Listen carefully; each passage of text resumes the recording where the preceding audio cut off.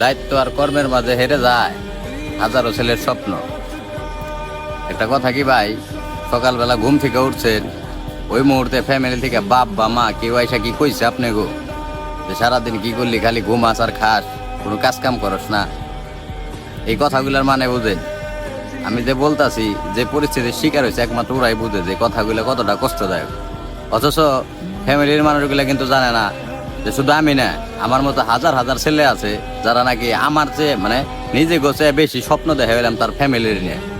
আমি মনে করি মানে বেশিরভাগ পোলাপানেরই আমাকে মতো যারা মধ্যবিত্ত ঘরের সন্তান, বেশিরভাগ পোলাপানেরই নিজের চেয়ে বেশি স্বপ্ন তার ফ্যামিলি নিয়ে। কবে আপনার কাছে কিছু টাকাই না দিতে পারুম, কবে হ্যাঁ হাসি মুখটা দেখুন, কিন্তু এটা কিন্তু আবার ফ্যামিলি বুঝে না ভাই। মানে আমি মনে করি মানে এরকম বহুত মানুষ আছে ভাই, এই প্রতিনিয়ত ভাই মনে করেন যে এই টর্চারের শিকার হইতেছে। মানে আমাকে কিন্তু কোনো অপশন দেয় না, আমাকে কিন্তু বাইরে থেকে কিছু টাকা পয়সাও দেওয়া হয় না যে একটা কিছু করো।